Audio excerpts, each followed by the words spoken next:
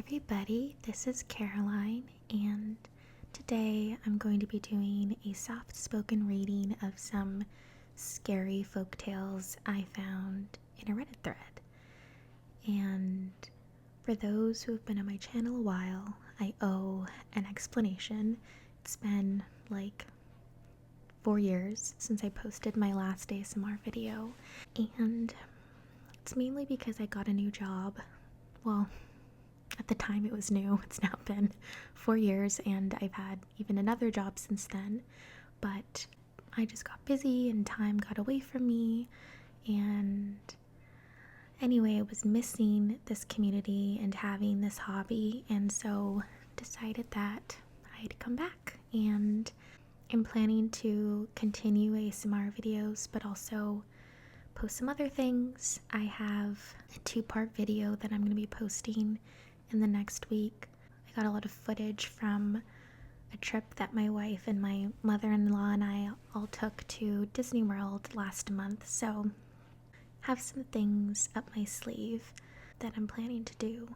But today I wanted to go back to my old ASMR roots and do something a little folklore, something spooky. So I found this thread. What is the creepiest or scariest folklore story you have heard, and from what culture/region did it originate? So I'm going to pick some posts from this thread, and yeah, let's get into it. Also, I'm in a new space. My wife and I bought a house about 1.5 years ago, and this is her office. She has better lighting right now because it's like 5 o'clock and the sun is setting, but I'll show you. And this is her little collection of wooden carved captains and sailors. These are really common in Maine. I'm fighting against the daylight because there's not like an overhead light in here.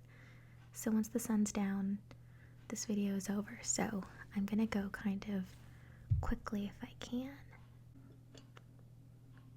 Yeah, just to reiterate, this is from Reddit, so nothing published or official. This is just stories that people have heard and have posted here in this thread. Alright, here we go. Here's one. As a Trinidadian, growing up we were told not to go wandering off into forests. Duans lived in the forests and were basically children that had their feet back to front. Once they learned a child's name, they would call out to them in the voice of their parents, leading them into the forest. Their footprints would lead the child more astray, losing them in the forests for good. They are said to be lost souls of kids. Interesting. Okay, one of the comments on the post says, we have something very similar in Venezuela. They are called duendes and live in the woods, forest, and rivers. They are childlike in appearance, but might be ugly and have their feet backwards, and they're said to kidnap children as well. It's interesting how there are several versions of them in different countries. It is interesting. Okay, here's another. I'm from the Black Forest, Germany, a region spooky by itself with even more stories of ghosts, zombies, dwarves, nymphs, tree spirits, and all of that. A lot of widely known fairy tales come from here, and operas were inspired by the forest. The forest looks like the name suggests. It is so densely forested with fir and pine trees that sunlight rarely pierces through, which makes it look black. However, when the sun shines, it's beautiful. One of the stories takes place in Lake Mummel, a lake high up on the mountain, surrounded by 3 cliffs and pine trees that always appear dark black. According to legends, a king lives under the water that charms young girls into swimming and then dragging into the lake, bringing them to his kingdom underwater. Some of those girls then later appeared as nymphs to then again lead hikers to their watery death. There is some kind of real explanation. People would bathe in the lake, which is much deeper than they had thought, Due to the cold water from the depths, some people likely drowned. Interesting. When I lived in an Australian outback town in the middle of nowhere, our Indigenous Studies teacher, who is Aboriginal, loved to tell us stories. She scared all of the first graders straight by telling us never to go out into the desert alone, because there lives a monster who is always thirsty. He's always trying to find water, but never can because it hardly rains. So when plump and juicy children become lost in the desert, he jumps on them and drinks all of their blood. All he leaves behind are the dry husks of children for their parents to find. And then someone commented and said, the Yara Mayahu is an ugly little blood-colored monster that lives in the trees and sucks the blood of anyone that rests under the tree. It has suckers instead of limbs and swallows the person after it sucks their blood. Afterwards, the person is vomited back out with skin a little redder than before. This happens again and again until the person turns into a Yara Mayahu themselves. Isn't this relaxing, me telling you about people being vomited up out of monsters? I'm from northern Brazil near the Amazon River. My grandma always told us the story of the Matita Pereira. At night you can hear her whistle. She's like a witch. If she finds you in the forest, she's gonna beat you with a leash that she has. Is that what witches usually do? The Matita Pereira is a normal human in daylight. She can be anyone from the village. It is like a curse. When you hear her whistle, you can call her 3 times. You would scream, Matita, come drink coffee. And the next morning, she would visit you in her human form to drink coffee with you. Nice little coffee date. So you could find out who she is. But there's a catch. She would come really early in the morning. You should have coffee and a cigar for her, otherwise she would kill you. Everybody who would still be asleep when she arrives would fall ill and die. But today, I know that the whistle is a bird. Okay, someone says, scariest one I've heard in real life, the cave people. If you explore caves, you've probably heard them, the quiet little whispers. They sound like a group talking way off in the impenetrable darkness. I've heard a dozen different versions of what they are. Lost souls, dwarves, evil spirits, or the logical explanation, which is drops of water echoing and your mind playing tricks. Either way, it's a common joke that we all carry 3 sources of light so that it never goes out, because if it does, they'll come for you. Or it's because it's true darkness down there and you'll likely get lost and fall into a pit. Though I've met a few who really swear to have full conversations with the specters. Interesting. Talipo, American folk legend about a giant cat-like creature that stalks the woods at night.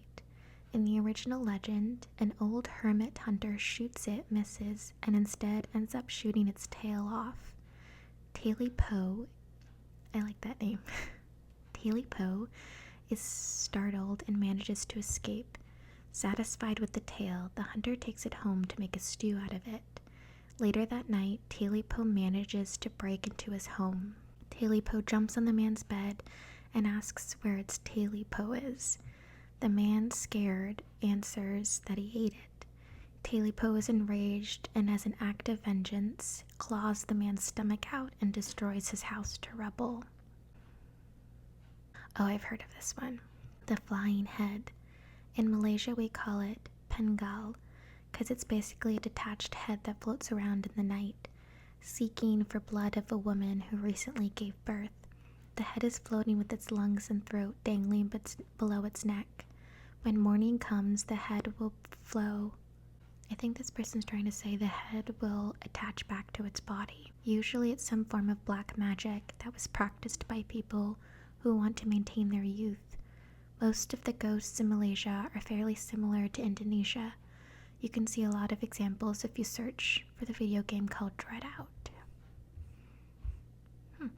Oh, and then a lot of people talking about La Llorona. I'm not seeing anyone describing the actual story. Let me find another thread. Okay, this thread is called What are some scary or creepy stories from your culture or region's folk history? In Scottish folklore, there's a shape-shifting river spirit called a kelpie that often takes the form of a horse and lures children to the water. After having lured 9 unfortunate children onto its back, the kelpie proceeds to go after the 10th. The desperate child's finger becomes stuck while trying to get away, but he manages to cut it off and escape. The already stuck children caught in the kelpie's trap are then dragged under the water to be eaten. Basically, it becomes a story to tell children who weren't being careful near the water. I feel like kelpie's a really cute name and isn't the right name for a monster, in my opinion. Aren't the kelpies the things that like grab Harry Potter's legs when he's in the water in the Triwizard Tournament? I think those are kelpies. I'd love to do a video on folklore in movies. I think that would be interesting. There's a folk song about the Michigan Dog Man that is about a group of hunters that chase down a wolf into a hollow log, and when it comes out of the log it stands up on 2 legs. I don't remember how it ends, but just the part of the song that says the wolf stood up creeps me out to this day. Near where I live, there's the urban legend of the Green Man and the Green Man Tunnel. People would say they'd see a horrifying faced monster at the tunnel at night. He was actually a real guy who was disfigured during the war. This is like really sad. It's a real man who just was disfigured and people got scared of him. I think he may have been homeless and meowed or something in the air ducts. I don't know, this is sad though. Let's find just one more. Okay, here's one. The headless mule from Brazilian folklore always scared me as a kid, because the story I heard was of a woman that was killed for having an affair with the priest and was condemned to roam the country as a fire spirit, screaming like a banshee out the fiery neck hole of a mule through the night. It's like so specific. Okay, well, that's my scary story collection for today.